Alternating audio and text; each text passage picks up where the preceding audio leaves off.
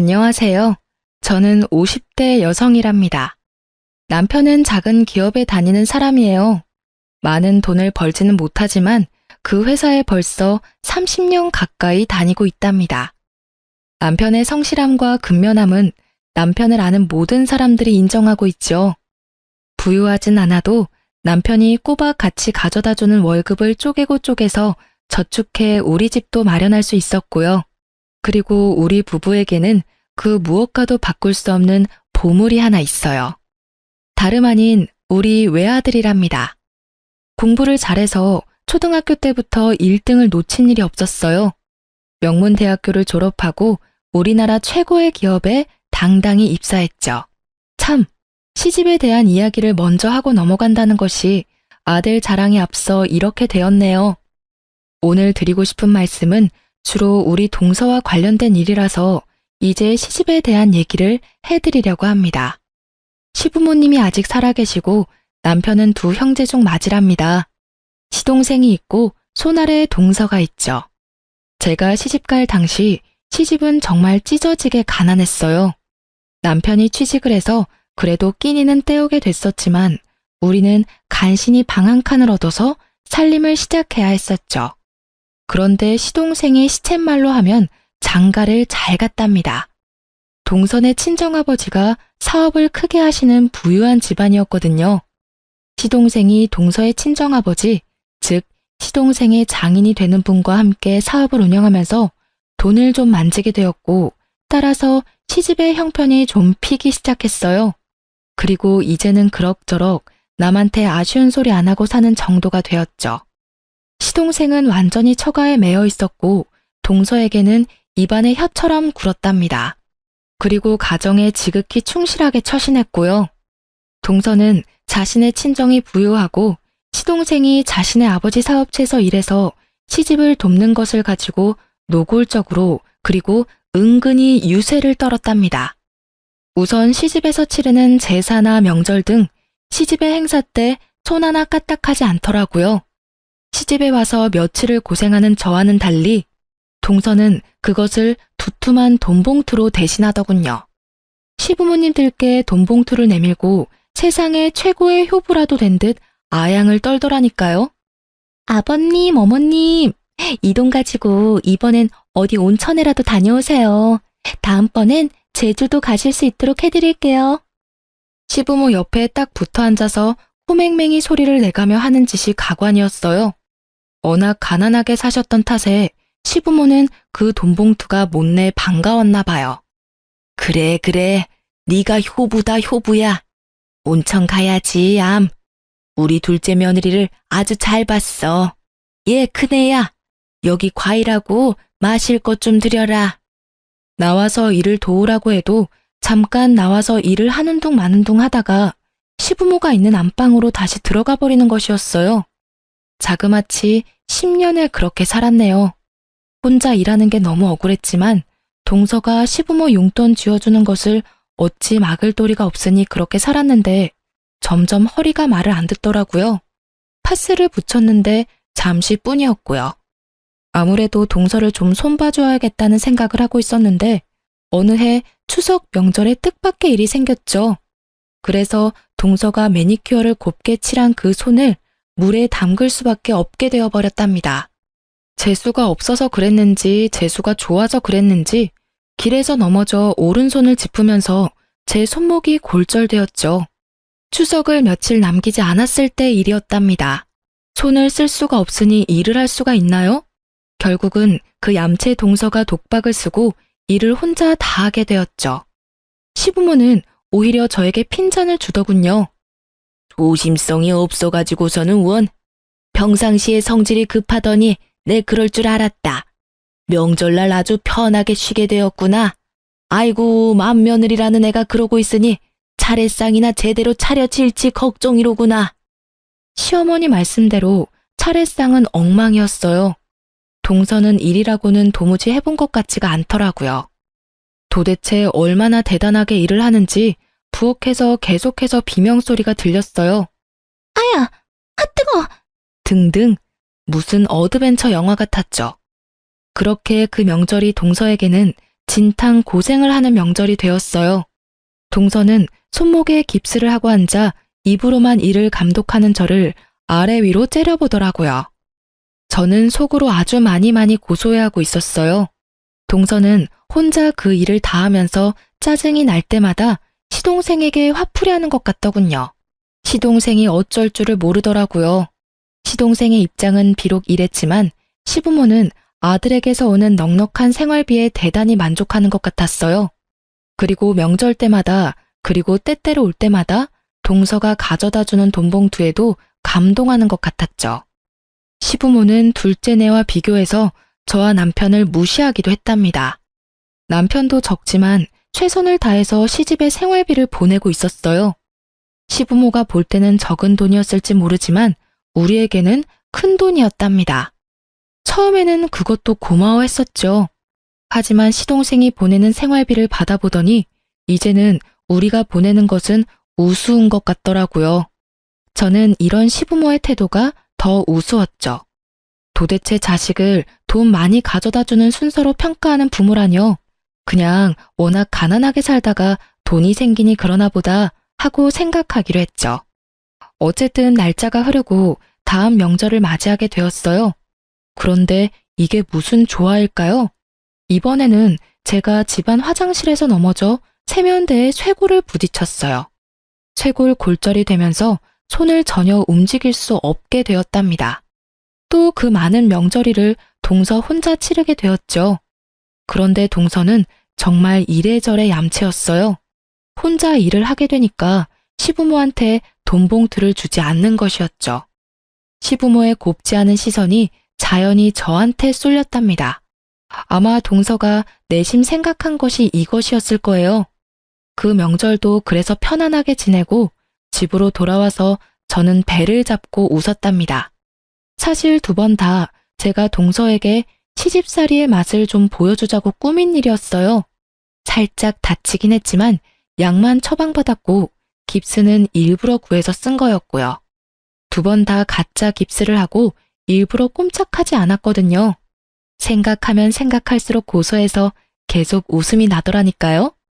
2번을 더 위경련이 생겼다는 둥 해서 그런 식으로 명절을 나고 나니까 동서도 머리를 쓰기 시작하더라고요. 계속 두툼한 돈 봉투가 오지 않으니까 시부모가 동서에게도 어느새 슬슬 눈치를 주기 시작했고 동서가 시부모에게 다시 돈을 드리더군요. 그러고는 돈으로 사람을 사서 일을 시키는 것이었죠. 시부모는 돈이 생기는 것에만 관심이 있을 뿐 집안의 행사가 어떻게 치러지는지 신경을 쓰지 않더라고요. 음식을 사다가 놓는다고 해도 별 잔소리를 하지 않을 것 같더라니까요. 저는 그런 시부모가 참 안타까웠어요. 어머님, 아버님, 세상에는 돈보다 중요한 것이 얼마든지 많아요. 제삿날하고 명절날은 어머니, 아버님이 동서한테 용돈을 버시는 날이 아니잖아요. 후손이 조상님을 정성을 다해 섬기고 있다는 마음을 보여드리는 날이잖아요. 그런 일을 어떻게 돈으로 할 수 있겠어요?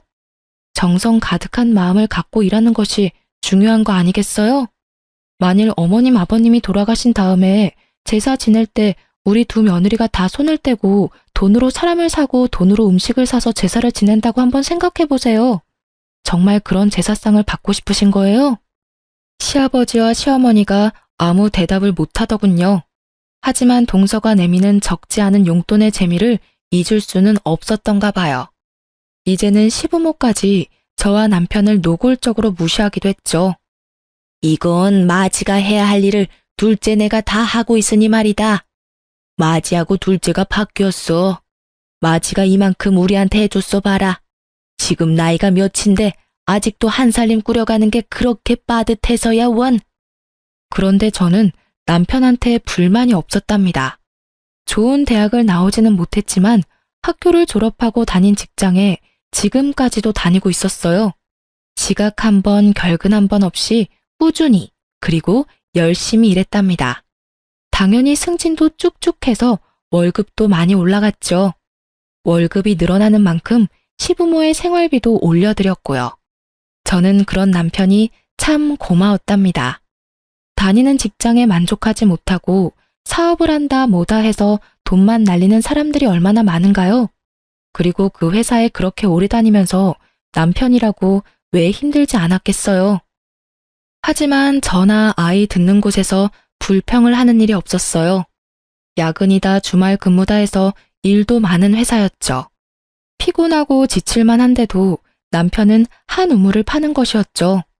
우직하리만큼 성실한 남편에 착한 성품에 공부까지 잘하는 아들에 모두 제 마음에 쏙 드는 세상에서 제일 소중한 사람들이었어요. 그래서 시부모가 아무리 둘째네와 우리를 비교하면서 무시를 해도 저는 주눅 들지 않았답니다. 그네 너는 좀 더 돈 많이 준다는 다른 회사나 사업은 생각이 없는 거냐? 도대체 그 별로 전망이 밝지도 않은 회사에 왜 그렇게 주구장창 붙어 있는 게야? 아버지, 회사가 규모는 작지만 오래갈 회사예요. 그만큼 경영이 튼실하고 빚도 많지 않은 알짜배기예요. 모르긴 몰라도 평생 직장이 될 거예요. 비록 한 번에 큰 돈을 버는 일은 없을지 몰라도요. 사내로 태어났으면 한번 크게 성공해 보아야겠다는 생각도 해야지.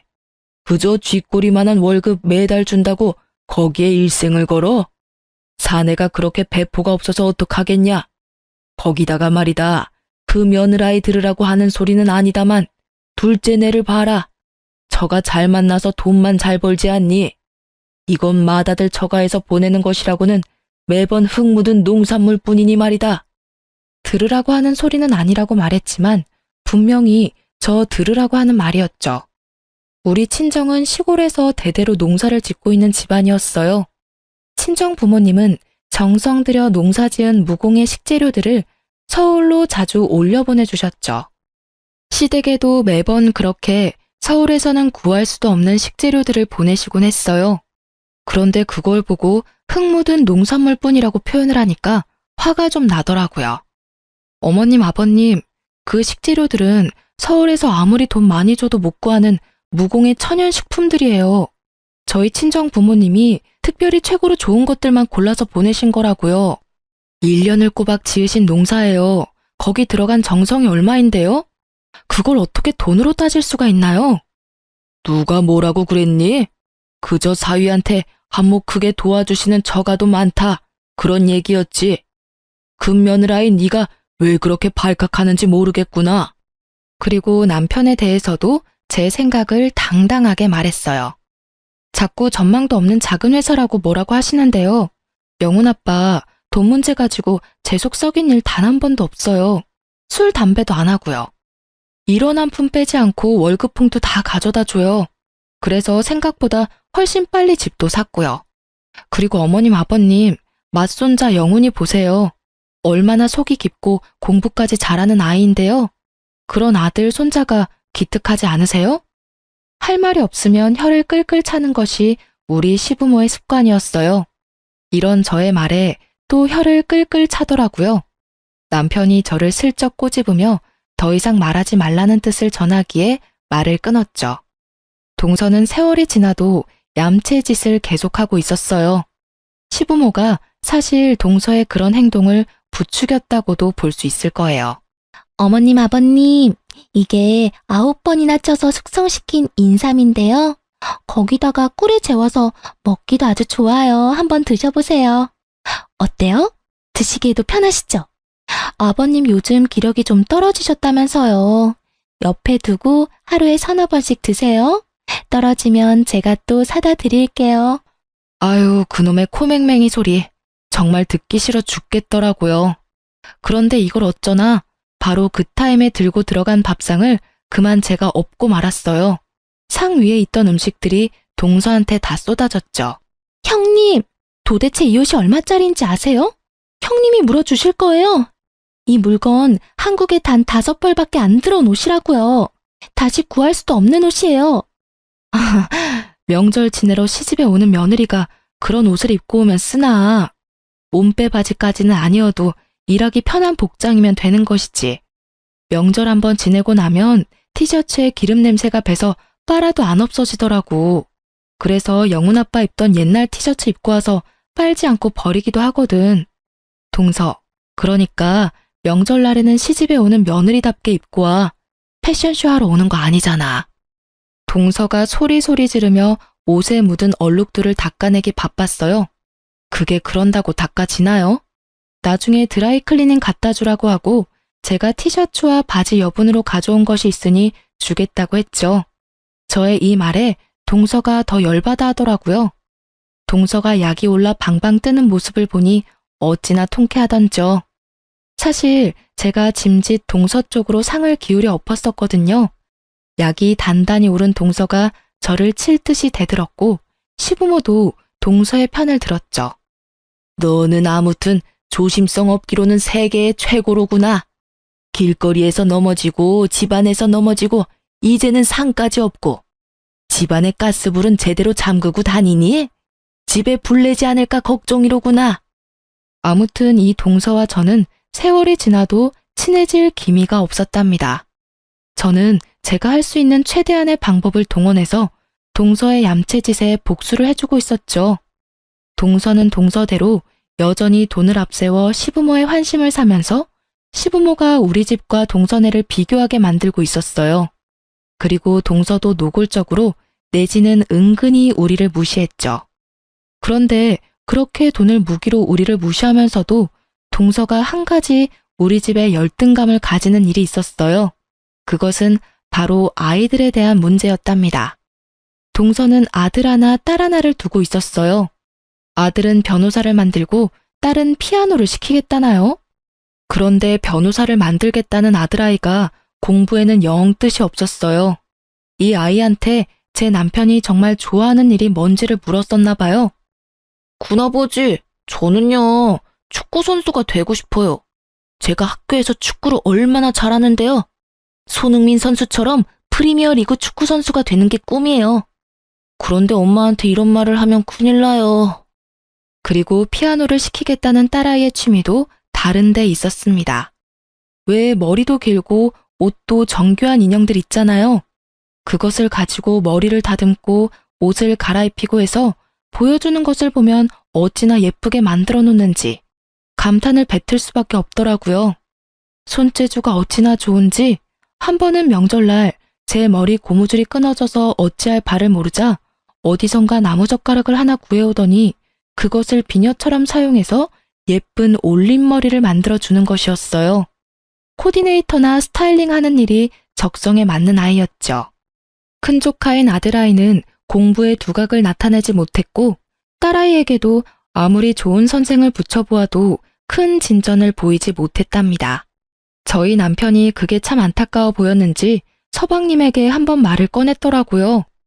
아이들이 진정 원하는 게 뭔지를 말이에요. 세훈이한테 어쩌다 물어봤는데 축구가 좋다고 하더라. 자신이 좋아하는 일을 해야 신도나고 잘할 수 있는 거지. 요즘 축구 선수 얼마나 좋으냐. 옛날에야 운동하는 사람들이 대접받지 못했지만 지금은 그런 시대가 아니지 않니? 하고 싶다는 일을 하도록 도와주는 것이 부모가 할 일이야. 형, 세훈이가 나한테도 그런 말을 했었어요. 그런데 우리 집에서 제 말은 먹히지도 않는다는 거 형도 잘 알잖아요. 애들 교육에 대해서는 더군다나 애들 엄마가 완전히 꽉 쥐고 있다니까요. 변호사, 피아니스트, 이렇게 어렸을 때부터 세뇌를 시키고 있는걸요. 아이들의 형편이 이러니 동서가 당연히 공부 잘하는 우리 아들에 대해서 신경을 곤두세웠죠. 아유, 우리 세훈이도 사실 머리는 좋은데 노력을 안 하는 아이예요. 선생님이 그러더라고요. 머리는 최고로 좋은 아이라고요. 조금만 노력하게 도와주면 최고 성적을 낼 수 있다고 하더라고요. 영훈이 정도 성적은 금방 따라잡을 수 있다고 그러던데요. 누가 물어봤나요? 물어보지도 않았는데 굳이 말을 붙이면서 조카 아이에 대해서 이렇게 얘기하는 것이었죠. 사실 우리나라 엄마들의 공통적인 믿음, 아니 착각, 아시죠? 우리 아이는 머리는 좋은데 노력을 안 한다. 바로 그것이죠. 우리 형편의 아이에게 과외 선생을 붙이거나 비싼 학원에 보낼 수는 없었죠. 하지만 아이는 그런 것 없이도 자신의 노력으로 공부를 잘했답니다. 아이가 초등학교 다닐 때만 해도 단칸방에 살던 때였어요. 단칸방에 상 하나를 펴놓고 공부를 하면서도 1등을 놓치지 않았죠. 대학교도 평소에 원하던 좋은 대학교에 한 번에 합격했답니다. 아빠, 조금만 더 일하세요. 제가 졸업하고 나면 아빠 집에서 쉬실 수 있게 돈 많이 벌어올게요. 엄마도 매일 장부 펴놓고 계산 안 하시게 해드릴게요. 저 자신 있어요. 아들의 이런 말에 우리 부부는 콧등이 시큰해졌답니다. 동서는 아들을 변호사로 만들기 위해서 별 노력을 다하는 것 같았어요. 요즘 변호사가 되기 위해서는 옛날처럼 몇 년을 방에 틀어박혀서 고시 공부만 하면 되는 것이 아니잖아요.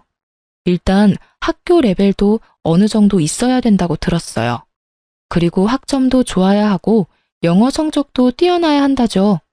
그리고 법학 적성 시험이라나 뭐라나 아무튼 생각할 수 있는 머리가 뛰어나야 잘 볼 수 있다는 시험까지 통과해서 로스쿨에 가야 한다죠. 그렇지만 축구 선수가 되고 싶다는 아이가 무슨 이런 공부에 재미를 붙이겠어요? 정말 하고 싶어 하는 것을 못하고 엉뚱한 곳에 매달려야 하는 조카 아이를 볼 때마다 마음이 좀 아팠어요. 결국 큰 조카는 지방에 있는 대학에 간신히 입학했고 작은 조카인 딸애는 대학엔 가기 싫으니 코디네이터를 양성하는 학원에 보내달라고 했대요. 동서가 펄펄 뛰며 반대한 것은 보지 않아도 비디오였어요.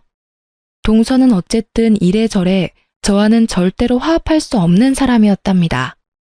그렇게 우리 두 동서가 개와 고양이처럼 지내는 가운데 세월이 무심하게 흘렀죠. 아이들도 이제 장성했고요. 우리 영훈이는 대학을 우수한 성적으로 졸업하고 우리나라에서 최고라고 하는 기업에 당당히 입사했어요. 연봉 수준도 한국에서 3위 안에 드는 기업이라고 하더군요. 입사한 지 1년 만에 아들이 첫 자동차를 샀어요. 기념으로 제 아버지 회사에 가서 모시고 퇴근하겠다고 하더군요. 저까지 동승했죠. 사실 남편은 평생을 대중교통을 이용해서 출퇴근을 했답니다. 오늘은 아들이 운전하는 차로 퇴근하게 생겼네요. 일부러 미리 연락하지 않고 갔어요. 놀래켜줄 생각이었죠. 아니, 무슨 바람이 불어서 이렇게 둘 다 왔어? 영훈이 너 차 뽑았다고 하더니 벌써 나왔니? 오늘 우리 아들 덕에 지하철 안 타고 퇴근 한번 편하게 해보자꾸나. 아들은 나온 김에 여기저기 드라이브도 좀 하고 맛있는 것도 사주겠다고 하더라고요. 그렇게 해서 강남 쪽으로 가게 되었어요. 차가 좀 막히긴 했지만 아들이 산 첫 차를 타고 시내를 돌면서 정말 기분이 최고였답니다. 잠깐만요. 저 앞으로 작은아버지가 지나가신 것 같은데요. 제가 틀림없이 봤어요. 작은 엄마하고 같이 나오셨나 봐요. 전화해보세요. 근처에 계신 김에 제가 저녁 대접 같이 하게요. 남편이 시동생에게 전화를 걸었죠. 그리고 우리가 어디 있으며 영훈이가 가까이서 두 사람을 본 것 같으니 저녁을 산다고 했죠. 형, 영훈이가 잘못 봤나 봐요. 저 오늘 강남에 간 일 없는데요. 집사람한테 전화 걸어보세요. 집에 있을 거예요. 아무래도 아들이 비슷한 사람을 착각했던 모양이더라고요. 아니라는데 굳이 동서한테 전화를 할 필요가 없어서 우리 식구끼리 근처에서 맛있는 저녁을 먹고 집으로 돌아왔어요. 그런데 아들이 집에 와서까지 계속 자기가 본 사람이 작은아버지였다고 하는 것이었어요. 엄마, 정말 틀림없이 작은아버지였어요. 그다지 먼 거리가 아니었는데요. 숙모는 길 안쪽에 계셔서 잘 못 봤고 작은아버지는 확실히 본걸요. 쇼핑 가방을 많이 메고 계시던데요.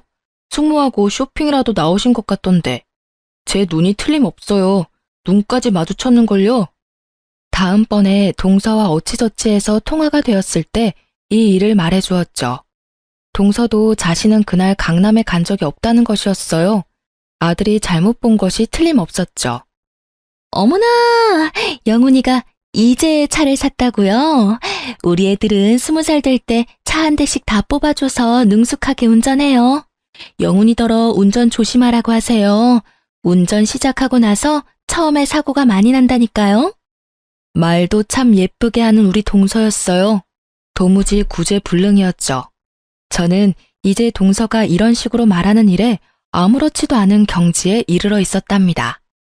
알았네. 조심하라고 할게.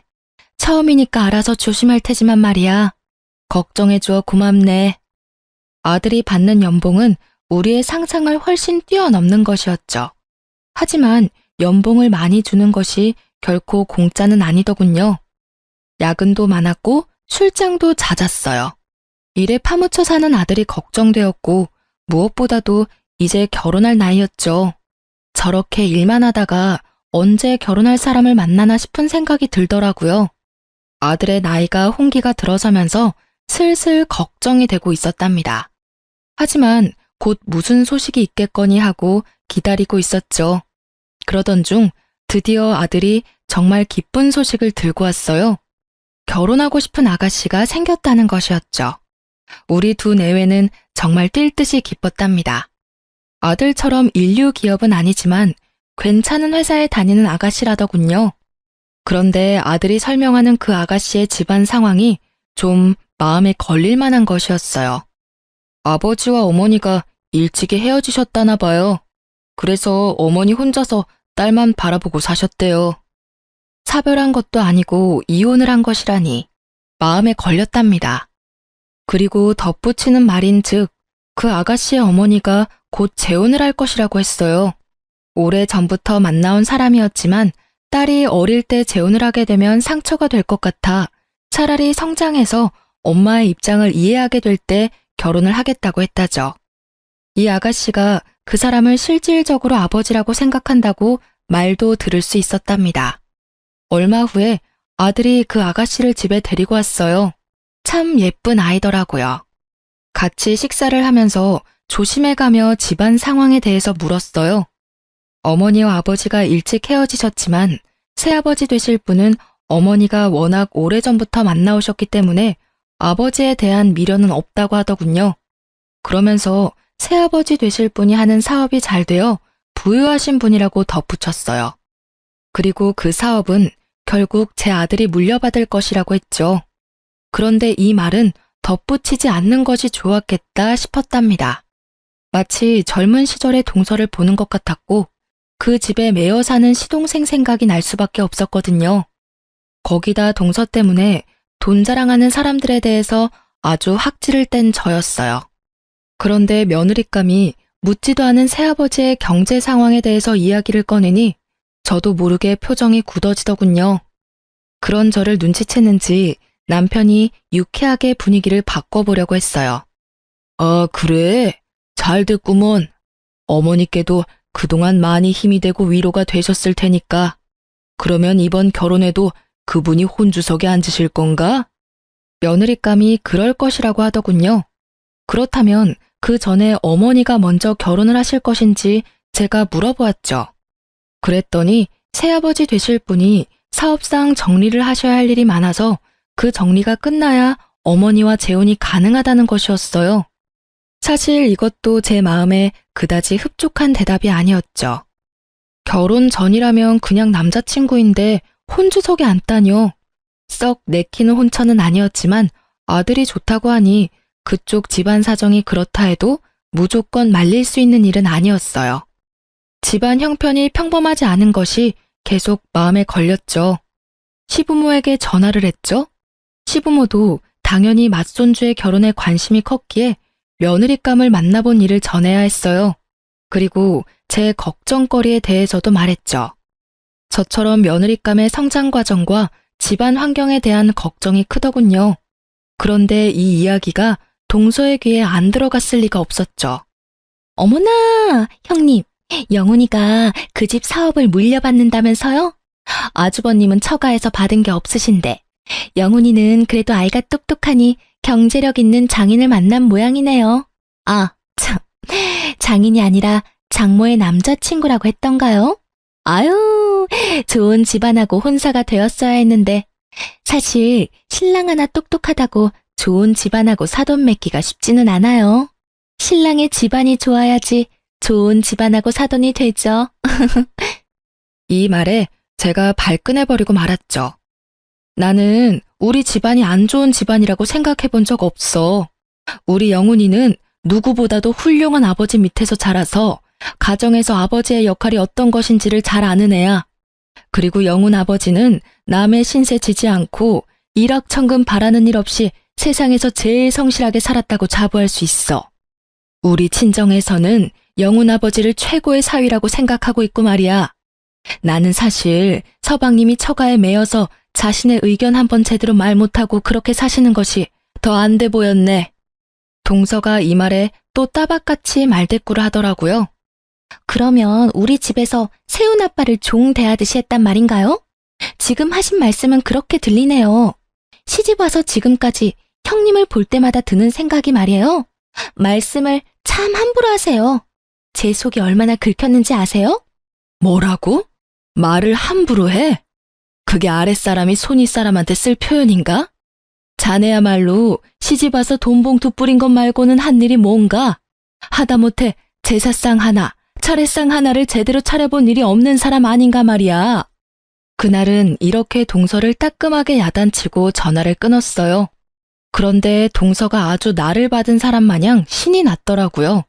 영훈이가 그렇게 똑똑하고 잘났다고 하더니만 결국은 그런 혼처를 만나게 되었다며 노골적으로 비아냥거리는 것이었죠. 하지만 저는 늘 그랬듯 주눅 들지 않았답니다. 우리 아들이 판단을 했다면 그 판단을 일단 믿는다고 했죠. 그리고 결혼은 상대방의 사정을 자세히 알아보고 시킬 것이라고 했어요. 동서가 이렇게 신이 나 있는 사이에 아들의 결혼 이야기가 착착 진행되고 있었답니다. 저는 무엇보다도 그 새아버지 될 사람에 대해서 자세히 물었죠. 아들의 말로는 사업을 크게 하시는 분이라고 하는데 최근에 장기 출장이 잦아서 말만 들었지 아들도 아직 만나지 못했다는 거였어요. 그리고 아들에게 콕 집어서 물었어요. 설마 그 아버지 될 사람이 크게 사업을 한다니까 네 숙부처럼 그 집에 묶여서 그렇게 살 생각은 아니겠지? 라고요. 아들이 웃더라고요. 아들의 꿈은 지금 있는 회사에서 적어도 임원급 이상으로 승진한 다음에 은퇴를 하는 것이라고 못을 박더군요. 그러고 나서 그 경험을 토대로 장인의 사업을 물려받든 다른 사업을 하든 생각할 것이라고 했어요. 그 말을 들으니 안심이 되었답니다. 천금을 가져다 준다고 해도 아들이 시동생처럼 사는 것은 정말 싫었거든요. 시간이 흘러 드디어 상견례 날이 코앞에 다가와 있었어요. 아들의 말로는 아직 결혼을 하지 않았지만 어차피 실질적인 혼주가 될 사람이었기에 며느리감의 새아버지가 될 사람도 상견례장에 올 것이라고 했죠. 솔직히 마음에 들지는 않았어요. 아직 안사돈과 결혼도 안 한 사람이 바깥사돈 역할을 한다뇨. 제대로 하자면 안사돈 한 분이니 저만 상견례에 나가고 나중에 안사돈이 결혼을 하게 되면 다 같이 만나는 것이 경우 있는 일이라고 생각했어요. 그런데 최근에 장기 출장이 잦았기에 우리 아들의 얼굴도 못 보았다니 겸사겸사 상견례에 나와서 우리와 인사도 하고 아들의 얼굴도 보겠다는 것이었죠. 마음에 들지 않았지만 어쨌든 그렇게 다 같이 만나기로 했어요. 남자 쪽이니 우리가 먼저 나가 있는 것이 예의겠죠. 그래서 서둘러서 30분 정도나 일찍 상견례장에 도착했답니다. 30분이 흐르고 약속한 시간에서 약 5분 정도 전에 안사돈과 바깥사돈 될 분, 그리고 며느리감이 상견례장에 도착했어요. 그들이 상견례장 문을 열고 들어서는 순간 상견례장은 발칵 뒤집혔답니다. 이게 어떻게 된 일인지, 형, 영훈아, 어떻게 여길? 저는 정말 다리가 휘청할 정도로 어지럼증까지 느꼈어요.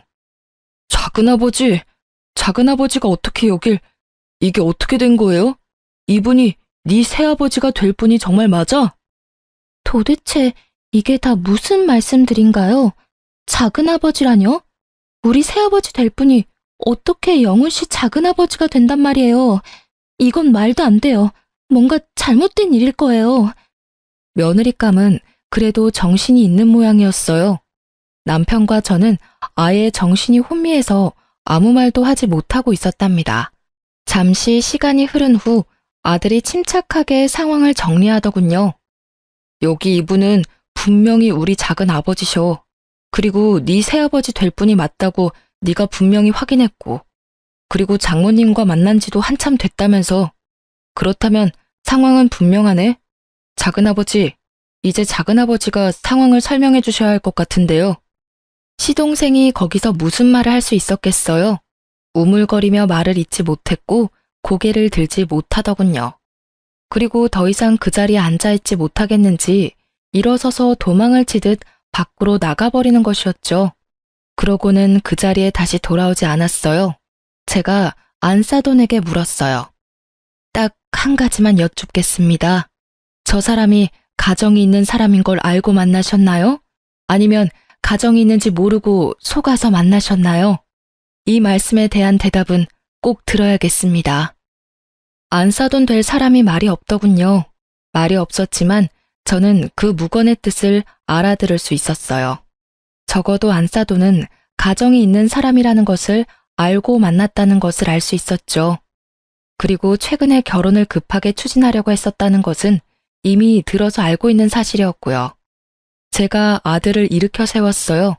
예비 며느리가 흐느껴 울기 시작하더군요. 그렇게 상견례는 엉망이 되었고 아들과 우리는 집으로 돌아와서도 한동안 서로 대화 없이 천장만 보고 앉아 있었죠. 얼마나 시간이 흘렀는지도 잘 모르겠더라고요. 그런데 갑작스러운 전화벨 소리가 이 어색한 침묵을 깼죠. 형님, 그 대단한 사돈댁하고는 상견례 잘 끝내셨어요? 어머나, 그러면 이제 영훈이도 회사에 매여 있지 않아도 되겠네요. 장인 될 분이 크게 사업을 하는 사람이라면서요? 우리 세훈 아빠처럼 편하게 집안일만 운영하면 되는 거 아니겠어요? 동서, 내가 지금은 자네에게 할 말을 다 정리하지 못한 상태야. 내가 조금 있다가 아니면 며칠 있다가 다시 전화를 걸 테니 말이야. 전화는 꼭 할 거네. 해야 할 얘기가 있거든. 그때 궁금한 거 다 물어보고. 전화를 끊자 이어서 아들이 말하더군요. 자신의 결혼 문제와는 별도로 이 이야기는 작은 어머니한테 전해야 한다는 것이었죠. 저도 아들의 의견에 찬성했답니다. 결코 동서를 놀리거나 골탕 먹이려는 의도가 아니었어요. 이 문제는 동선의 집의 운명을 좌우하는 중대한 문제이기 때문에 아들의 의견에 찬성한 것이었죠. 그리고 얼마 전에 들은 말이 있었죠. 곧 동선의 아버지가 시작하시고 일구신 사업체의 명의까지 시동생에게 넘어갈 것이라는 이야기였어요. 지금까지는 경영만 했거든요. 정말로 우리 시동생을 나쁘게 생각하지 않으려고 했었어요. 결혼 전에 시동생의 모습도 머릿속을 스쳐 지나가더군요. 일하기 싫어하고 나태한 사람이었어요. 시아버님이 인물이 좋으신 분이었죠. 그 인물을 빼닮아 젊은 시절에 정말 여러 여자 울리던 사람이었답니다. 아들이 자신이 계획을 세워서 이 일을 정리하겠다고 말하고는 자기 방으로 물러가더군요. 아들의 마음이 지금 어떨까를 생각하니 마음이 찢어졌어요. 결국 아들이 이틀 정도를 고민하고 나서 우리에게 계획을 이야기하더군요. 아들은 우선 며느리감이라고 데려왔던 아가씨와 그 어머니에게 전화를 걸어 한 번은 더 만나야 하지 않겠느냐고 하더군요. 그쪽에서 망설이는 것 같더니 그러자고 하는 것 같았어요. 시내의 모처로 두 사람을 불러냈죠. 그리고 아들은 정말 작은 어머니를 속이고 싶지는 않지만 지금은 그럴 수밖에 없는 것이 가슴 아프다고 하면서 동서에게 전화를 걸었어요. 엄마가 결혼 문제 때문에 작은 어머니와 의논할 것이 있으니 작은 어머니만 나오라고 했죠. 동서야 보나마나 가뜩이나 아들의 결혼 문제에 대해서 더 비아냥거려주고 싶어 했겠죠. 동서가 얼른 조카인 제 아들의 제안을 받아들이는 것 같았죠. 그리고 마지막으로 이 사태를 만든 주범인 시동생에게 전화를 하는 것 같더군요. 전화를 안 받는 것 같았어요. 하지만 시동생이 이 세상 모든 것에서 도망치지 않는 이상 회사나 집 밖에 있을 곳이 어디 있겠어요. 결국 아들이 작은아버지를 찾아내어 누가 모여있다는 말도 하지 않은 채 그 장소로 차에 태워 데리고 왔어요. 이제 관련된 모든 사람이 다 모인 셈이었죠. 여기가 도대체 무슨 자리인가요, 형님? 저는 형님만 계실 줄 알고 나왔는데 저 두 분은 잘 모르는 분들이네요. 혹시 며느님 되실 분하고 안사돈 되실 분이세요? 그리고 곧이어 들어오는 시동생을 보고 동서가 의외라는 표정을 지었어요. 시동생은 모든 사람이 다 모여있는 것을 보고는 기겁을 하더군요. 예비 안사돈을 다그쳐 언제 시동생을 처음 만났는지 물었어요. 20년 가까이 됐어요. 저 아이가 아직 어릴 때니까요. 이 사람이 늘 이혼하고 싶다고 했었어요. 지금은 그 집안의 머슴처럼 살고 있지만 언젠가 그 재산이 자기 것이 되면 이혼할 것이라고 했었고 요즘 들어 곧 그렇게 될 것이라고 했어요. 그래서 우리는 이제 곧 결혼하려고 했었어요. 눈치 빠른 동서가 이 이야기의 내용을 캐치한 것 같더군요. 잠시 얼이 빠진 듯 했던 동서가 시동생을 다그쳤어요. 당신 결국 돈을 보고 나하고 결혼한 거였어. 그 긴 시간을 참 잘도 버텼네요.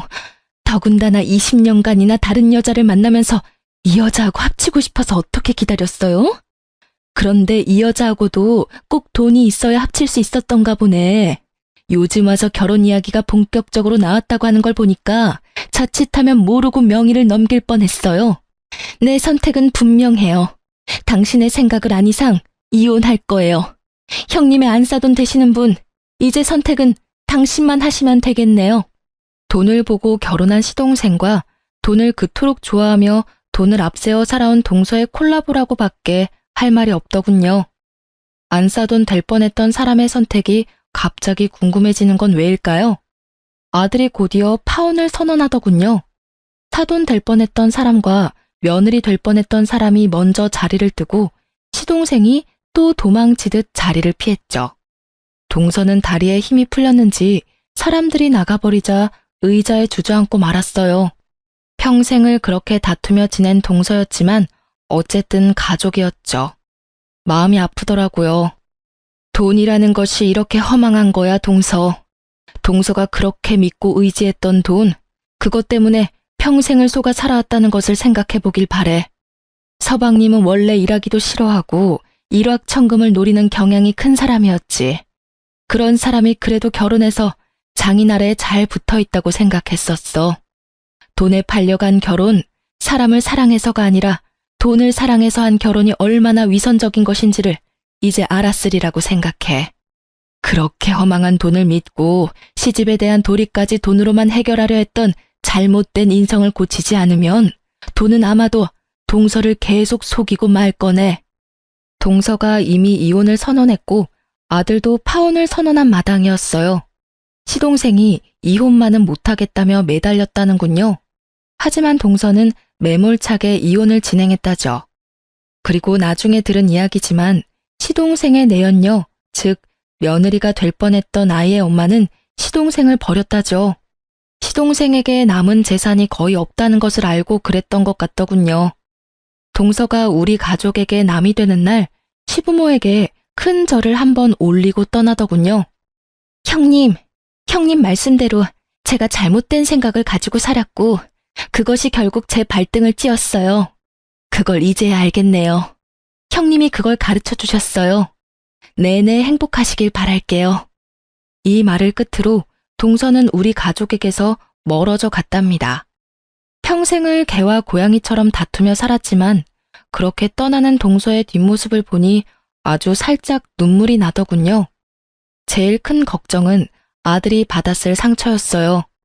아들은 한동안 말없이 회사와 집을 왔다 갔다 하더군요. 시간이 좀 필요하겠죠. 하지만 저는 아들을 믿는답니다. 공부를 잘했지만 책상에만 붙어있는 샌님으로 키우지 않았어요. 우리 아들 강한 아이랍니다. 그리고 곧 진정한 아들의 인연이 어디선가 나타나겠죠. 그날이 빨리 다가오기를 우리 내외는 기다리고 있답니다. 지금까지 저와 동서의 얽힌 이야기를 중심으로 우리 가족에 대한 이야기를 말씀드렸어요. 읽어주셔서 감사합니다.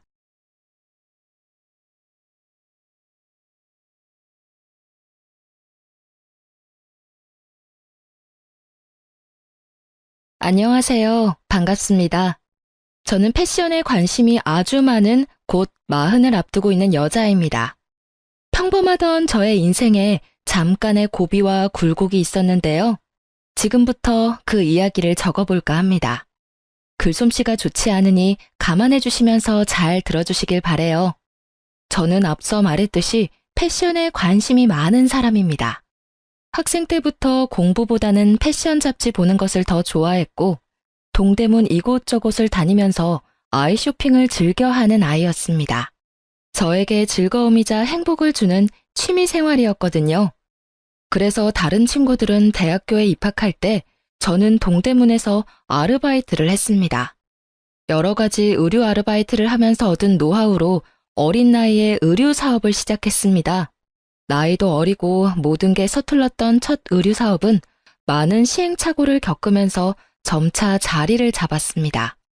지금은 꽤 잘 되는 편이라 온라인과 오프라인을 병행하며 운영 중이에요. 오프라인 매장은 2호점까지 확장한 상태입니다. 저의 본가는 수원인데 동대문이랑 접근성이 너무 떨어져서 동대문 근처 아파트에 집을 얻었어요. 남편은 2호점 매장 오픈할 때 인테리어 보조로 일했던 사람인데 그의 끈질긴 구애로 교제를 시작했습니다. 사람이 한결같고 성실한 것 같아 마음을 열게 되었죠. 어렸을 때부터 계속 일을 쉬지 않고 하다 보니 성실한 게 최고라는 걸 느꼈어요. 그렇게 저는 성실한 그와 결혼까지 하게 되었고 결혼 후 신혼집은 제가 원래 살던 곳에서 살기로 했어요. 가정 가구도 원래 쓰던 것들로 계속 쓰고 남편만 들어와 살기 시작했죠. 현재 제가 운영하는 매장 중 2호점 운영을 남편에게 맡겼습니다. 남편에게는 골칫덩어리 남동생이 한 명 있습니다.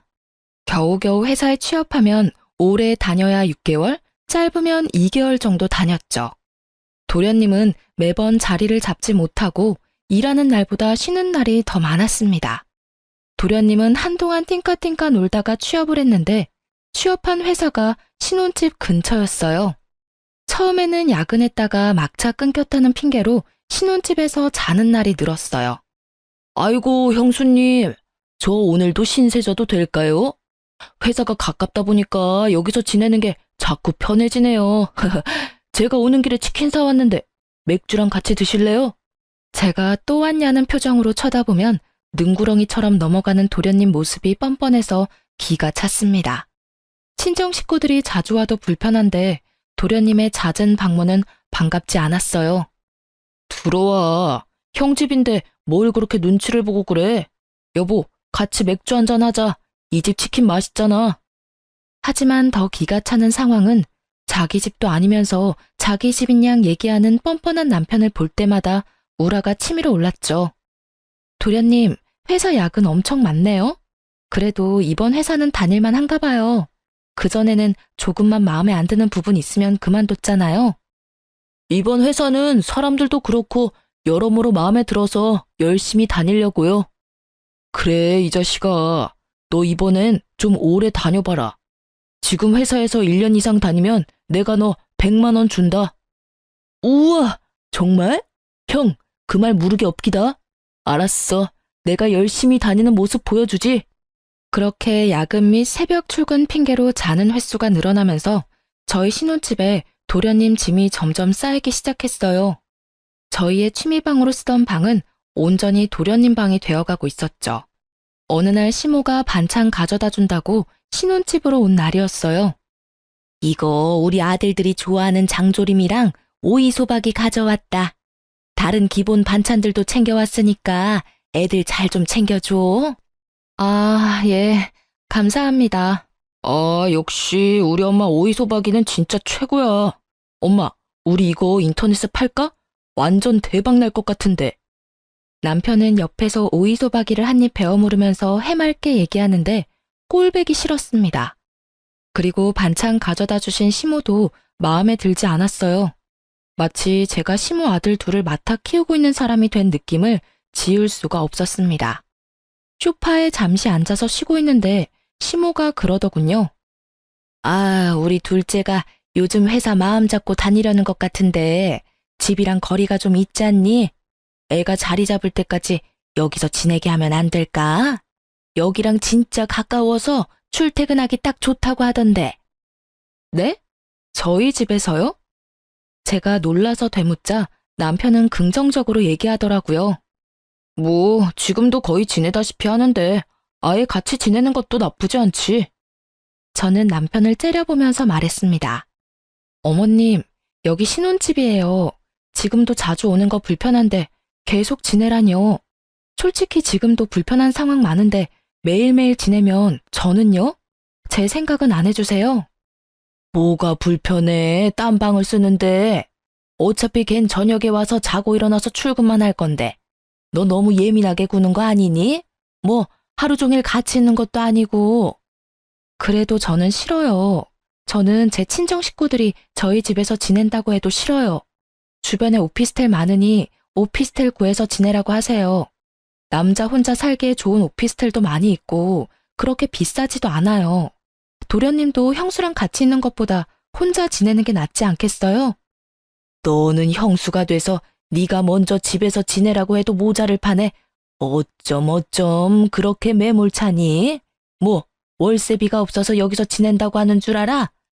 아니, 가족끼리 좀 같이 지낼 수도 있지. 여보, 걔 아직 모은 돈도 없잖아. 아마 당장 보증금도 없을 텐데. 여기서 지내면서 돈 좀 모으고 나가라고 하면 되잖아. 여기 있으면 교통비도 많이 아낄 거고. 제가 이상한 사람인 것처럼 얘기하는 시모도 미웠고, 자기 동생이라고 시모 옹호하는 남편은 더 미웠습니다. 전 그렇게 여기서 지내게 하고 싶으면 월세를 내던 생활비를 냈으면 좋겠네요. 너는 무슨 가족끼리 그런 걸 받니? 쪼잔하게. 얘가 방만 빌려 쓰는 거지 그걸로 뭘 돈을 달래니? 반찬은 내가 해다 주면 될 거 아니야? 어머님이 반찬해서 가져다 주신다고 모든 것이 해결되지는 않아요. 도련님이 지내는 동안 저희 부부가 취미로 쓰던 방은 쓸 수가 없을 테고, 그리고 쌀도 어머님이 매달 사다 주실 거예요. 반찬 해주셔도 배달 시켜 먹을 때가 있을 거고, 전기세, 수도세, 이런 비용은 누가 내요? 그것까지 부담해야 하나요? 여보, 진짜 좀 그렇잖아. 동생한테 지내는 비용을 어떻게 달라고 해? 걔 빈털터리인 거 당신도 잘 알잖아. 왜 못해? 당신이 못하면 내가 하면 되지. 지금 월급 받으면서 회사 다니고 있는데 왜 빈털터리야? 쓸데없이 술값으로 쓰는 돈 조금 덜 쓰면 되는 거 아니야? 얘 좀 봐라. 진짜 너무 심보가 못된 것 아니니? 악착같이 돈 받아내려고 하네. 어머님, 아무리 가족이라도 저 도련님 불편해요. 저희 결혼한 지 1년도 안 되었어요. 저한테 도련님은 낯선 남자라고요. 낯선 남자랑 집에서 같이 지내라는 게 말이 돼요? 제가 어머님 딸이었어도 이런 상황 괜찮다고 하실 건가요? 눈 똑바로 뜨고 바락바락 소리 지르는 것 좀 보소. 내가 참 기가 막혀서. 예, 됐어. 더럽고 치사해서. 큰 며느리라고 아주 엄청난 애가 들어왔어, 정말. 난 가야겠다. 시모는 씩씩거리며 나갔고 남편은 그 뒤를 쫓아나갔어요. 몇 분 뒤 남편이 들어오더니 너무한 거 아니냐고 하더라고요. 너무하긴 뭐가 너무해? 난 당신이 더 너무한 것 같아. 내 편을 들어주지 못할 망정. 내가 도련님 몇 번 오는 거 그냥 뒀더니 아주 집에 들이려고 해? 주변 사람들한테 한번 물어봐봐. 두 팔 벌려 환영할 사람 있는지 확인해 보라고.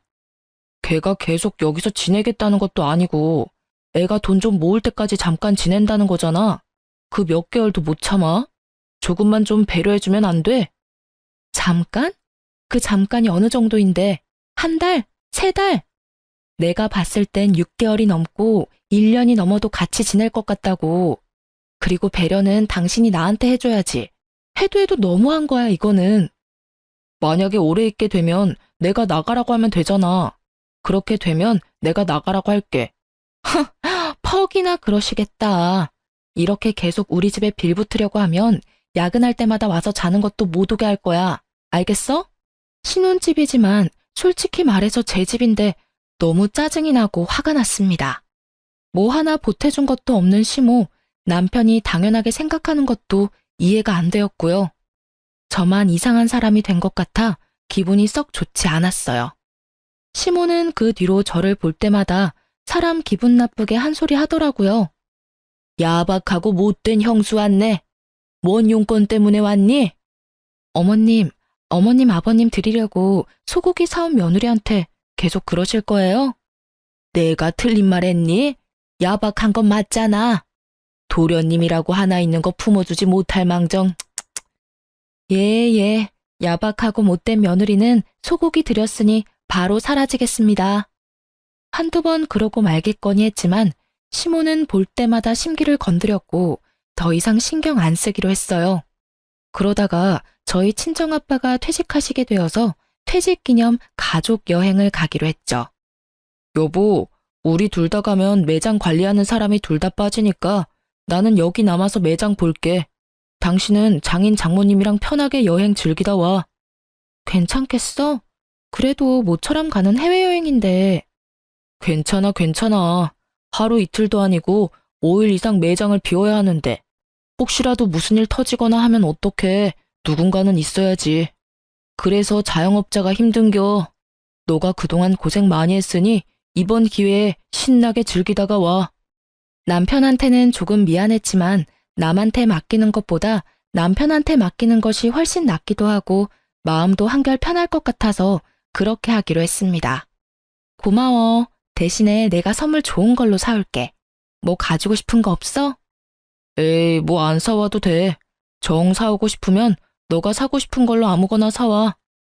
저는 그렇게 친정아빠 퇴직 기념 겸 가족 여행으로 5박 7일 동안 하와이를 다녀왔습니다.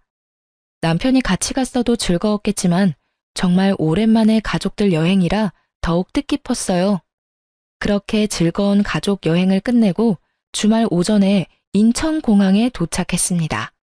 남편한테 연락할까 하다가 깜짝 등장해서 놀래줘야지 하는 마음으로 집으로 갔어요. 집에 도착한 시간이 점심 전이어서 근처 맛집에서 맛있는 순댓국을 포장해서 집에 갔습니다. 현관문을 열었는데 저는 입이 딱 벌어지고 말았습니다. 집안이 완전 개판이었어요. 남편, 도련님, 그리고 모르는 사람들이 거실과 방에 널브러져 있었습니다. 언제까지 마셨는지 제가 문을 열고 들어왔는데도 다들 인사불성이었고요. 모르는 사람들 중에는 어린 여자들도 있었습니다. 여자 한 명은 아예 제 남편 팔을 부둥켜 안고 자고 있더라고요. 뒷목이 뻐근하고 머리가 띵했어요. 누군가 머리를 망치로 쾅 하고 내리친 느낌이었죠. 너무 황당해서 말도 안 나왔습니다. 저는 일단 이 난장판 상황을 핸드폰으로 찍었고 동영상으로도 찍어놨죠. 일단 캐리어랑 짐들을 창고에 넣어놓고 휴대폰 알람음을 크게 틀며 깨웠습니다. 당장 일어나? 뭐 하는 짓이야? 여보, 왜 지금 왔어? 내일 오는 거 아니었어? 제가 한국 오는 날짜를 그 다음 날로 알았던 남편은 도련님과 사람들을 불러서 파티를 열고 난리가 났던 것이었습니다. 그날만 그랬는지 제가 여행 간 내내 그랬는지는 알 수는 없지만요. 남편은 술이 안 깨었는지 상황 파악이 안 되는 것 같아서 소리 질렀습니다. 장난하냐고. 지금 집안이 이게 무슨 꼴이야? 당신 유부남이야. 지금 여자들까지 집안에 들이고 당신 미쳤어? 여보. 이게 어찌된 일이냐면 이게 어디서부터 얘기해야지? 횡설수설하는 남편이 그제서야 팔을 붙잡고 자던 여자애를 떼어내더라고요. 화가 주체되지 않을 것 같아서 심호흡을 하고 남편한테 얘기했습니다. 지금 이게 뭐 하는 짓이야? 옆에 여자까지 끼고 잠을 자? 야, 너 유부남이야. 알면서도 이래? 지금 나 없는 동안 신혼집에서 아주 난리가 났네. 나 지금 당신 뺨을 100대 넘게 때리고 싶은데 참는 거야. 당장 내보내. 당장. 저의 불호령에 남편은 서둘러서 자고 있는 사람들을 깨웠고 자고 있던 사람들은 제가 집에 있는 걸 알고는 놀래서 후다닥 도망쳤습니다. 도련님은 아주 해피한 시간을 보냈는지 끝까지 정신 못 차리고 있더라고요. 남편도 해롱해롱거린 채로 휘청거리며 집안을 정리하는데 진짜 가관이었습니다. 미쳤어? 진짜. 와, 여자까지 집에 불러? 아니, 영훈이 친구인데 그냥 나도 껴서 논 거야. 이게 내가 지금 잠이 깨서 조금 정신이 없는데. 도련님 친구랑 같이 껴서 놀았어? 그것도 우리 신혼집에서? 제정신이야? 이러려고 나 혼자 여행 보냈구나? 아주 살판 났겠어. 내가 집에 없는 동안 여자들이랑 놀아나느라 재미 좋았겠어. 아니야, 미안해. 잘못했어. 아까 걔네들은 영훈이랑 친한 여자애들인데, 그리고 나는 그냥 같이 술만 마신 거지. 내가 이러려고 여보만 보낸 건 아니고. 남편은 저한테 해명 아닌 해명하다가 숙취가 올라왔는지 토하러 화장실에 가더라고요. 피가 거꾸로 솟는 느낌이라는 말이 괜히 나온 게 아니구나를 느꼈습니다. 저는 계속 정신 못 차리는 도련님을 깨웠습니다. 도련님 정신 차리세요. 얼마나 마셨길래 이 난리가 났는데 안 일어나는 거야? 여보세요. 지금 상황 파악 안 돼요? 형수님, 웰컴. 언제 오셨어요? 재미있었어요. 제 선물 사왔어요? 선물 같은 소리 하고 있네. 당장 나가지 못해요? 진짜 내가 기가 막혀서 말이 안 나온다. 아주 즐거운 파티를 했나 봐요. 에? 형수님, 저 나가요? 왜요? 저 해장해야 하는데 해장국 먹으러 갈래요? 상황 파악을 못한 듯 헛소리만 하는 도련님을 보니 뒷목이 뻐근했죠. 지금 이성의 끈 겨우 붙잡고 있으니까 끊어지기 전에 나가요. 나 지금 참으린 100번도 더 넘게 외쳤으니까 빨리. 저는 해롱거리는 도련님을 현관문으로 질질 끌고 나갔습니다. 자기 신발도 못 찾고 비틀거리더라고요. 자기 신발이 어디 있는지도 몰라요? 아이, 우리 형수님 왜 그러실까? 우리 엄마가 야박하다고 그러던데 진짜 야박해, 우리 형수님. 그때 화장실에 쏟아내고 나온 남편이 나왔습니다. 당신도 같이 나가. 당장. 둘이 진짜 꼴 보기 싫으니까. 여보, 내가 어딜 가. 여기가 집인데. 시끄럽고. 지금 이런 모습 우리 엄마 아빠한테 보여주고 싶지 않으면 당장 내 눈앞에서 사라져. 주말 점심때까지 만취해서 정신 못 차리는 두 남자를 집 밖으로 내쫓았습니다. 문 앞에서 계속 있는 것 같길래 문을 열고 한마디 했어요. 10분 뒤에도 집 앞에 있으면 엄마 아빠 부를 거야? 여보, 미안해. 진짜 나 반성하고 있어, 정말. 내가 형이 돼서 말리지는 못할 망정 같이 마시고. 진짜. 형수님, 한 번만 용서해줘요. 미안하면 미안할 짓을 하지 말아야지. 아니면 나 오기 전에 정리라도 깨끗이 하던가. 진짜 보기 싫어. 당장 꺼져들. 다시 한번 엄포를 놓고 집 안으로 들어왔습니다. 집 안 꼴을 보니 한숨밖에 안 나오더라고요. 결국 인터넷으로 검색해서 청소업체를 불렀습니다. 여행 잘 다녀와서 힘도 빠지고 기운도 없어 소파에 앉아 널브러져 있었어요. 한 10분 정도 지났을까? 전화 벨소리가 울리더라고요. 핸드폰을 보니 시모였습니다. 또 뭐가 잘났다고 전화를 했을까 싶어서 전화를 받았어요. 너 이게 지금 맞다고 생각하니? 남편을 내쫓아? 콩나물국을 끓여주지는 못할 망정. 어머님, 마침 전화 잘하셨네요. 상황 설명을 들으셨어요? 제가 왜 콩나물국을 끓여줘야 하죠? 네가 돈을 벌면 얼마나 잘 번다고 유세야? 네가 돈 좀 있다고 우리 집 아들들이 우습게 보여? 네가 재벌이세야? 네가 삼성 회장 딸이야? 왜 갑질이야? 네가 뭔데? 말 잘하셨네요. 아들들을 얼마나 잘 키우셨길래 남의 집에서 사람들 불러서 파티를 해요? 심지어 큰아들은 유부남인데 젊은 여자들까지 불러서 밤새 술 마셨던데 그거 아세요? 형네 집에서 친구들 불러서 같이 놀 수도 있지. 진짜 남의 집도 아니고 뭐 친구들이랑 좀 재미있게 놀겠다는데 그게 잘못됐어? 자기 아들이 잘못된 행동한 건 그럴 수 있는 거고 제가 화가 나서 한 행동은 잘못된 행동이라고 억지 부리는 시모도 정말 지긋지긋했습니다. 어머님이 이러시니 아들들도 그러죠. 이건 경우가 아니잖아요.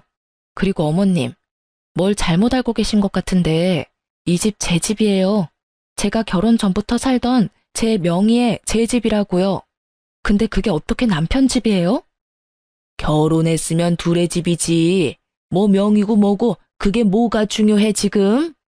어머님, 남편이 결혼하면서 뭐 해온 게 있나요? 가전을 해왔어요? 가구를 해왔어요? 딸랑 몸만 들어와서 지내고 있으면 좀 자기 주제를 알아야지. 자기 동생까지 책임져 달라니 제가 무슨 성모마리아예요? 말하는 싸가지 좀 봐. 내가 너 싸가지 없는 건 예전부터 알았지만 와, 이렇게 싸가지일 줄은 몰랐다. 요즘 며느리들 싹퉁머리 없다고들 하더니 너는 내가 지금까지 들었던 며느리 중 최고다, 최고야. 내가 며느리 복도 지지리도 없지. 어머님, 아들이 여자들이랑 술 마시면서 뭘 했는지 알면서도 이래요? 제가 눈이 안 뒤집힐 것 같아요? 그리고 제가 집을 5일 동안 비웠는데 이게 하룻밤일지 여러 밤일지 어떻게 알아요? 팔 붙잡고 둘이 자고 있는 모습 들킨 건 아세요? 이거 엄연히 외도예요, 어머니.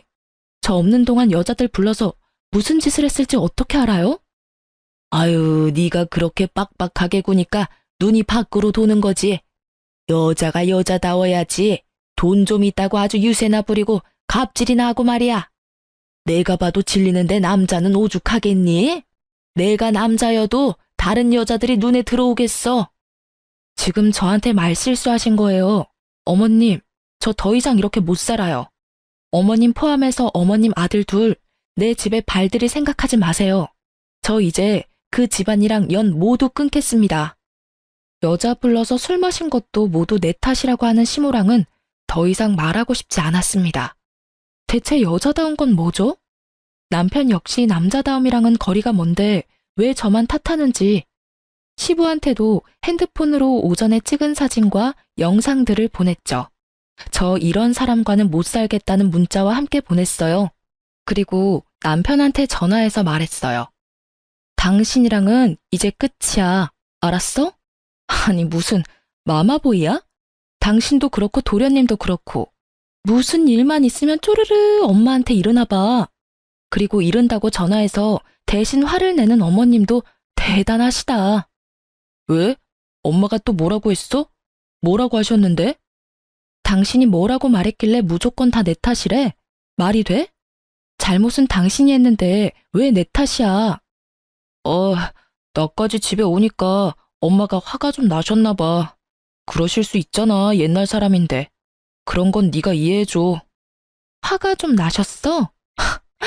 당신, 나는 화가 좀 난 정도가 아니야. 미쳐버릴 것 같아. 이해? 이해가 되는 행동을 하셔야 이해를 하지. 왜 맨날 나만 이해해야 하는데? 어머님이 날 이해하신 적은 없으면서 왜 나한테만 바래? 그래서 내가 계속 미안하다고 했잖아. 내가 못나서 그런 거라고. 나 진짜 반성하고 있어. 너가 그렇게까지 화내는 거 이해해. 아니, 화낼 수밖에 없지. 당연한 거야. 남편은 미안하단 말이면 다 괜찮아진다고 생각했었나 봐요. 그저 영혼 없이 미안하단 말로 무마시키려고 하는 남편한테 단단히 얘기했습니다. 아, 듣기 싫다. 아무튼 우린 끝이야. 우리 집에 올 생각은 하지도 말고. 그게 무슨 말이야? 무슨 말이냐니. 우리 결혼 생활 끝이라고. 아니, 내가 미안하다고 했잖아. 너 화 풀릴 때까지 내가 기다린다고. 지금 그게 미안한 사람 태도야? 기가 막혀서. 어차피 혼인신고도 안 했으니 그냥 오늘부터 남 하자. 기다리긴 뭘 기다려? 이제 남인데. 혼인신고 안 했길 망정이지. 괜히 귀찮아질 뻔했어. 너 지금 그 말 진심이야? 아무리 화가 나도 해야 할 말 안 해야 할 말이 있지. 이혼이 쉬워? 진심이야. 아까부터 얘기했잖아. 대체 뭘 듣고 있었어? 그리고 우리는 굳이 이혼할 필요도 없잖아. 그냥 여기서 끝내. 알았어? 남편과 결혼할 때 따로 대출 같은 건 필요하지 않았고 혼인신고는 아기가 생기면 할 생각으로 안 했었거든요. 그게 이제와 생각하면 어찌나 잘한 일인지 몰라요. 나 할 말 전했으니까 끊는다. 짐은 퀵으로 보낼 테니 그렇게 하라. 남편과 전화를 끊고 저는 퀵서비스 센터에 전화했습니다. 집에 있는 큰 박스에 남편과 도련님 짐을 대충 넣어서 퀵으로 보냈어요. 제가 진짜 짐을 보낼지 몰랐었던 남편은 그제서야 집으로 와서 잘못했다고 싹싹 빌었습니다. 진짜 우리 이렇게 끝인 거야? 내가 잘못했어. 미안해. 내가 생각이 너무 짧았어. 용서해줘. 다시는 안 그럴게. 미안해. 아까는 나도 모르게 욱한 것 같은데 마음 상했다면 풀어라. 응? 용서 구해야 할 짓인 거 알면서 왜 그랬어? 반대로 내가 당신 집에 없을 때 어린 남자들 불러서 술판 벌이면 어떨 것 같아? 말이 된다고 생각해? 우리 혼인신고는 안 했지만 부부라는 이름으로 살고 있었잖아. 당신 유부남이라고. 내가 진짜 바보 같았다. 영훈이가 친구들이랑 술 파티하기로 했다길래 정말 저녁에 잠깐만 놀자 하고 허락한 건데 이렇게까지 될 줄 몰랐어. 내가 그 말을 어떻게 믿어? 내가 믿을 거라고 생각해? 당신은 이미 신뢰를 잃었어. 지금 신용 나한테 바닥이야. 그리고 술 파티를 왜 남의 신혼집에서 하냐고. 같이 논 그 사람들도 내가 보기엔 제정신이 아니야. 미안해. 뭐라고 해도 미안해. 내가 진짜 납작 엎드려서 살게. 응? 미안해. 용서해 주라. 진짜 네가 내 말 듣기 싫다고 하면 말도 안 할게. 옆에서 조용히만 있을게. 그냥 너 필요한 거 있으면 옆에서 도와주기만 할게. 됐어. 아무것도 필요 없어. 솔직히 당신 성실하면 그것 때문에 결혼까지 했는데 다 부질없다. 이제 와서? 제가 나가라고 해도 도저히 말을 안 듣길래 친오빠한테 SOS를 쳤습니다. 친오빠가 사정을 듣고는 남편을 끌고 1층으로 가서 내쫓았습니다. 솔직히 연애할 때도 결혼한다 했을 때도 동생 돈만 보고 오는 것 같아서 마음에 안 들었는데 역시나였네.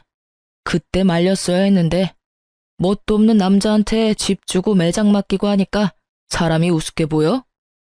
네, 형. 제가 진짜 앞으로 딴 생각 딴짓 안 하고 열심히 살게요. 이미 딴짓 다 해놓고 이제부터 안 하겠다고 하면 누가 믿어? 우리가 바보인 줄 아는 거야? 다신 내 동생 앞에 찾아오지 마. 그땐 그냥 이렇게 말로만 끝나지 않을 거니까. 그렇게 한바탕 난리가 났지만 쉴 틈도 없이 매장 관리를 하러 나가야 했습니다. 여행으로 자리도 며칠 비웠고 남편이 또 어떻게 일처리를 했는지 확인도 해야 했죠.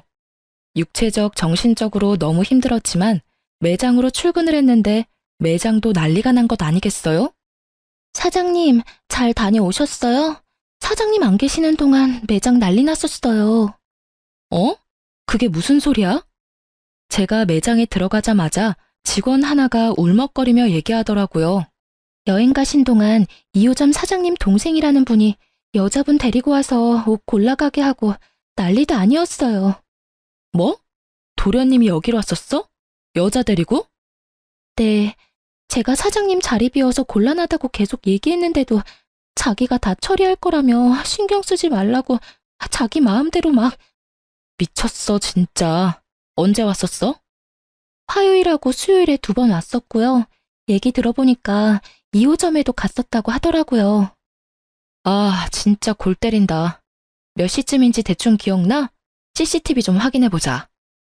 도련님은 제가 없는 동안 여자들 데리고 와서 옷 선물을 했더라고요. 물론 계산은 안 하고 자기가 다 해결 가능하다며 그냥 가져갔다고 하더라고요. 기가 막히고 코가 막힌다는 상황이 이런 것일까 싶었어요. 도련님이 가져간 옷들의 금액을 확인하니 50만 원 좋게 넘더라고요. 하연아, 여기 들어와서 나갈 때까지 CCTV 부분 저장해서 USB에 담아줄래?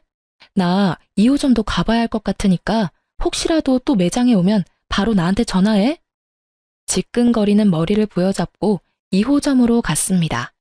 안 그래도 머리 아파 죽겠는데 남편이 출근해 있는 거 아니겠어요? 뭐야, 왜 당신이 여기 있어?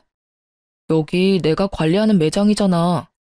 솔직히 남편은 제가 관리 직원으로 채용을 한 거지 매장을 아예 전부 맡기진 않았거든요. 자기 매장이라고 하는 순간 이성의 끈이 끊어졌습니다. 제가 고등학교 졸업해서 아르바이트하고 발품 팔아 키운 매장인데 결혼해서 운영 맡겼다고 자기 거라고 생각하는 남편이 어처구니가 없었어요. 뭔가 착각하고 있는 것 같은데 내가 운영을 잠시 맡긴 거지 이 매장을 당신한테 준 거 아니야. 엄청난 착각을 하고 있는 것 같은데 당신은 그저 직원이야. 내가 고용한 직원이라고. 사업자가 당신 명의로 되어 있는 것도 아닌데 되게 웃긴다. 너 진짜 나랑 끝낼 거야? 나는 이대로 못 끝내. 아, 몇 번을 말해. 끝이라고 끝. 당신이 안 끝내도 내가 끝낸다고. 한쪽이 끝났다는데 왜 자꾸 구질구질하게 그러는 거야? 그러니까 여기 매장 운영도 이제 안 해도 돼. 아니, 못하는 거지 이제. 당신은 잘렸으니까. 내가 잘났다고 알아들어? 퇴사 처리할 거라고. 사람이 어떻게 그래? 내가 계속 잘못했다고 빌었잖아. 반성한다고 했잖아. 얼마나 빌어야 하는 거야? 웃겨, 정말. 당신이 평생 빌어도 내 마음 변하지 않아. 그리고 도련님 매장에서 여자들 데리고 와서 아주 신났더라? 당신도 알고 있지? 1호점에서 얼마를 가져간 줄 알아? 그거 절도야. 왜 남의 가게에서 마음대로 옷을 가져가? 옷값 주면 될 거 아니야. 그냥 좀 있는 척하고 싶었나 보지. 내가 줄게. 얼만데? 옷값 주면 될 거 아니야? 지네가 사장인 줄 알고 아주 꼴값들 떨더니. 옷값은 가져갈 때 주는 거야. 왜 있는 척을 남의 매장에서 하냐고. 자기들이 노력해서 잘 될 생각은 안 하고 왜 내가 열심히 일군 내 매장에서 생색을 내는 거야. 옷값은 일단 됐고 꺼져. 당장 꺼지라고. 왜 자꾸 내 앞에서 얼쩡거리는 거야? 사람 돌아버리는 꼴 보고 싶어서 그래? 정말 뻔뻔한 건지 멍청한 건지 모르겠는 남편의 행동에 우라가 치밀어서 당장 나가라고 소리쳤습니다. 이마에 핏대가 설 정도로 화가 났고 몸이 부들부들 떨렸어요. 그러자 남편은 갑자기 태도를 바꾸더니 무릎을 꿇더라고요. 미안해. 미안하다고. 앞으로 진짜 잘한다고. 진짜 이혼은 아니잖아, 어? 다시 한번 잘 생각해보면 안 돼? 나 너 없으면 안 되는 거 알잖아. 당신이 필요한 건 내가 아니라 내 매장 아니야? 내가 가지고 있는 돈이 필요한 거잖아. 내가 필요한 건 맞니? 애초에 내가 좋아서 만난 건 맞아? 다시 한번 생각해도 우린 아닌 것 같아. 안 맞아. 내 인생에서 끝이야. 아웃이라고, 아웃. 매장에 아르바이트생도 있었는데 너무 쪽팔렸고 남편이 무릎 꿇고 계속 버티는 바람에 지나가던 사람들도 가던 길을 멈추고 매장을 구경했습니다. 당신이 무릎을 꿇어도 펑펑 오열해도 나 마음 안 바뀌어. 당장 일어나. 지금 구경거리 된 거 안 보여? 계속 이렇게 버티고 있으면 나 영업 방해죄로 신고할 거야. 내가 가라고 몇 번을 말하니? 가. 제발 좀 가라고. 내가 부탁한다. 제발 내 매장에서, 내 인생에서 좀 사라져. 남편은 계속 매장에서 나가지 않고 버티고 있었습니다. 그 와중에 시모가 매장으로 왔더라고요.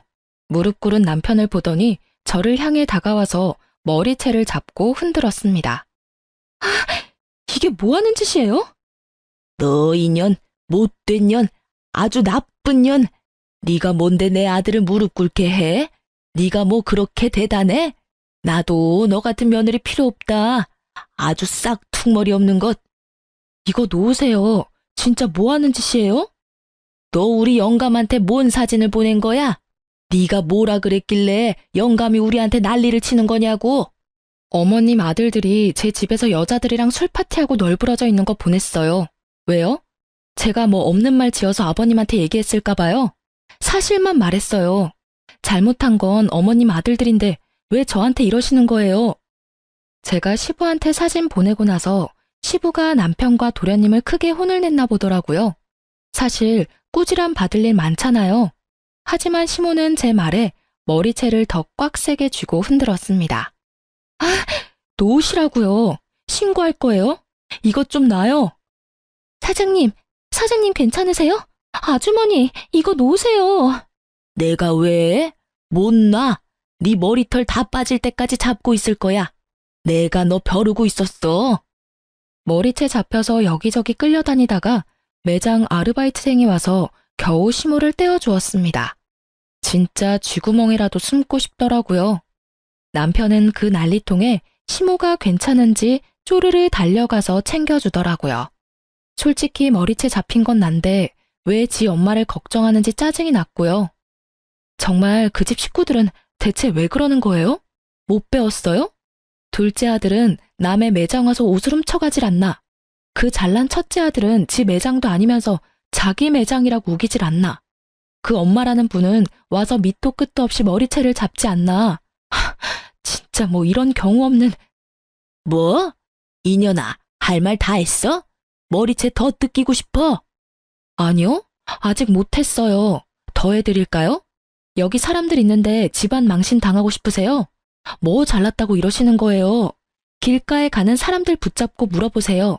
머리채를 잡혀야 하는 건 제가 아니라 어머님 아들이라고요. 제 말을 듣고 난 뒤 시모는 갑자기 눈을 부라리면서 저를 째려보더니 DP되어 있는 옷들을 다 집어던지고 마네킹을 넘어뜨렸습니다. 담이야, 지금 당장 112에 전화해. 지금 어떤 미친 아줌마가 와서 영업 방해하고 있다고 빨리 와달라고 얘기해. 어린 아르바이트생은 그 상황이 무서웠는지 울먹이면서 112에 신고를 했습니다. 어린 친구한테 너무 못 보일 꼴을 보이고 겁먹을 상황에 가치 있게 해서 너무 미안했죠. 뭐? 미친 아줌마? 이게 미친 게 뭔지 보여줘? 시모는 또 제 머리채를 잡고 흔들기 시작했어요. 저희 매장 주위로는 사람들이 더 많이 몰려들었고 남편은 꽂아놓은 보릿자루처럼 가만히 있더라고요. 시모를 말리지도 않고 멀뚱멀뚱 쳐다보는데 진짜 얄밉고 원망스러웠어요. 이런 상황에서도 나를 보호하지 않으면서 앞으로 잘하겠다고 하니 그게 믿음직스럽겠어요? 5분 만에 경찰들이 왔습니다.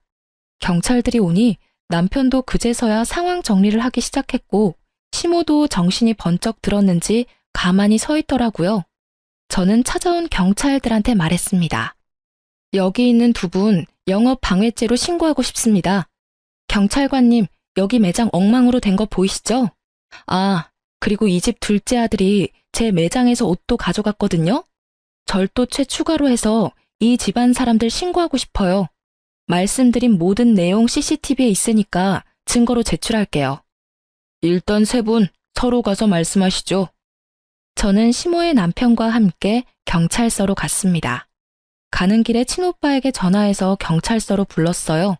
저는 제가 가지고 있는 증거들을 토대로 고소장을 접수했습니다. 도련님의 절도 건의 경우 초범이라서 벌금형 정도였고 굳이 합의할 필요는 없어서 합의는 안 했습니다. 시모의 영업방해죄는 5년 이하의 징역형이나 1,500만 원 정도의 벌금형이 처해진다고 하더라고요. 시모가 징역살이를 하던 벌금을 물던 관심이 없었고 역시나 합의는 안 해줬습니다. 진짜 합의 안 해줄 거야?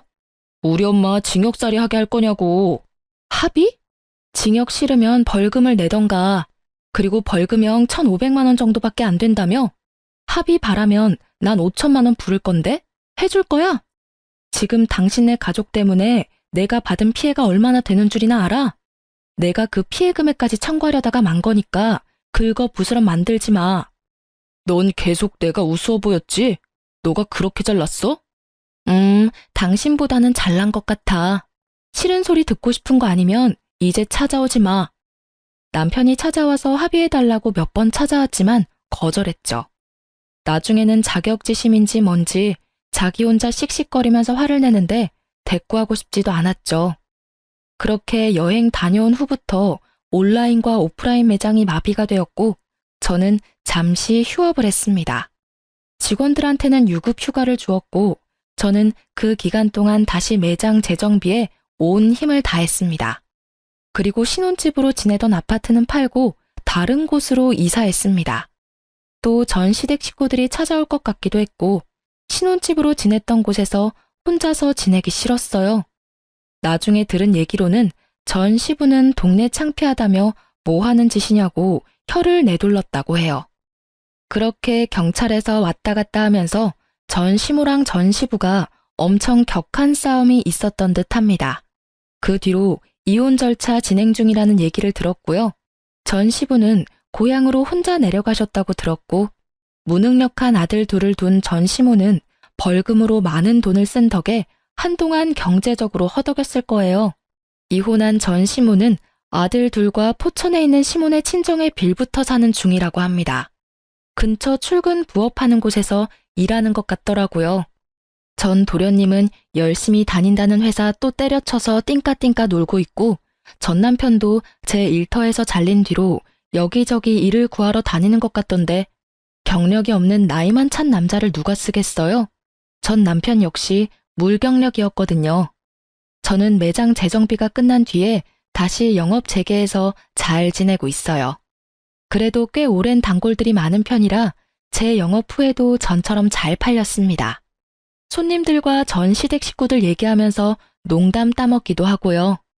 남편 복은 없었지만 직원 복은 있어서 지금까지 다들 열심히 잘해주고 따라주고 있습니다. 내년 중순쯤에 3호점 오픈까지 생각하고 있어요. 그리고 저는 현재 근처에 카페 운영하시는 사장님과 뜨거운 연애 중입니다. 제가 돌싱인 것도 알고 매장에서 난리가 난 것도 알고 있어요. 전 시댁에서 연 끊고 한창 정신없이 지내면서 힘들 때 옆에서 많이 위로해줬거든요. 재혼 생각은 아직까지는 없지만 지금 너무 행복하네요. 비가 오고 날씨가 확 추워져서 매우 춥네요. 감기 조심하시고요. 혹시 사연 듣는 분들 중 저의 매장 고객분들도 계시다면 듣고 나서 저한테 얘기해 주세요. 저의 사연을 들어주셔서 감사합니다. 안녕히 계세요.